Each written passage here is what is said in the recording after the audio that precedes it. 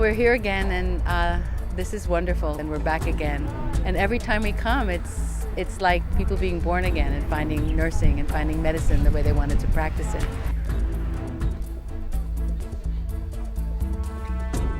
We were on the airplane coming in, and the flight attendants made an announcement, "Welcome to Puerto Rico.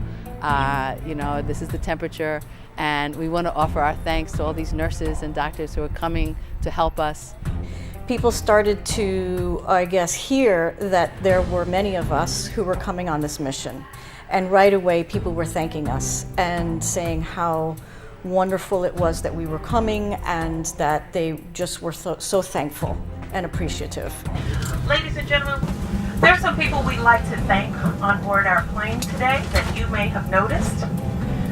People that are here to take care of Puerto Rico and to help rebuild their structure, rebuild the spirits of the people that live in Puerto Rico. We'd like to take this time to thank PR Medical Mission, Help Puerto Rico, the nurses, the doctors, NASDA, 1199, TWU for providing health care to Puerto Rico, and for all the other islands that were affected by the hurricane.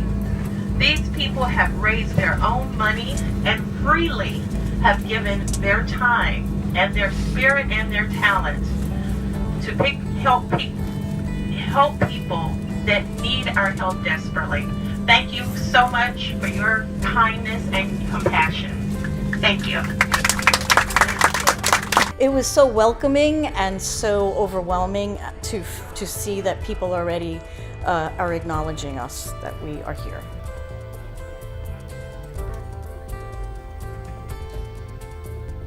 When we arrived at the airport, upon getting our luggage and things and trying to get our act together and trying to organize ourselves, we were waiting for our van.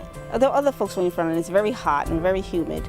And a child at about the age of about 13 or 14, she had passed out, and we thought that possibly she had a seizure or something like that. They called for medical assistance, and the nurses all rushed to her aid.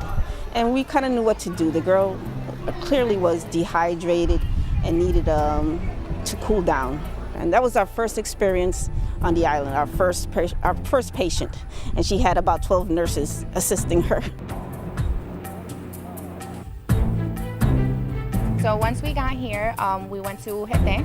We had a meeting as far as what we were going to do.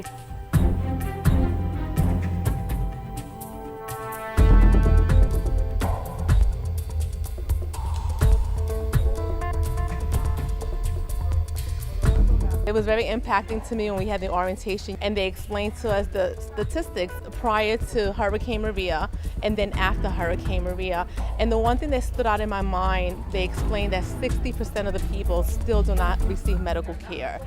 We organized all the medications by categories, set up our stations, what we were going to do with each specific station, triaging, getting more information about the patients and how we can better assist the patients. After orientation, we drove over here to Albonito, and Albonito is located in the beautiful mountains that we're doing the setting up the clinics. So when we got here, we have all these medications that were donated. So we sorted out the medications and our group divided into two. So half of our group doing triaging and assessments, deciding if they need to see the doctor, and the other half is out doing home care.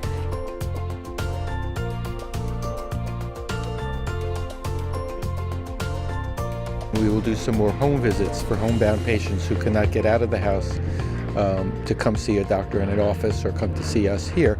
And we'll see what we can do to help improve their health status and arrange care and follow-up.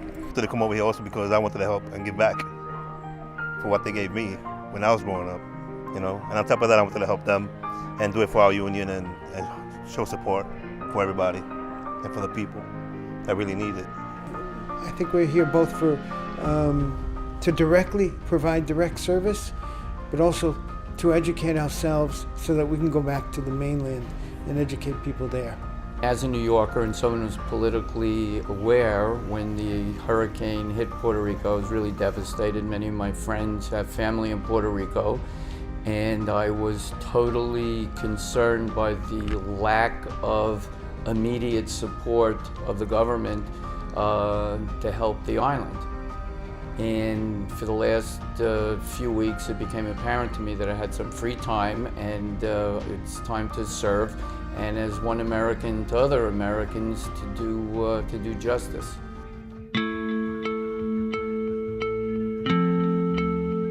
This project is sponsored by the New York State Nurses Association. It's gotten a fair amount of support from other organizations in New York. So the more support from the more sources, the better. It's very expensive to bring staff down here and give them a place to stay and to feed them and drive them around. So it takes a lot of funding. Para nosotros los puertorriqueños es muy importante esa determinación de hacer solidarios con nuestro pueblo después del paso del huracán María, pues aquí se ve la necesidad. Sí, nosotros estamos muy agradecidos de la Asociación de Profesionales de Salud de Nueva York.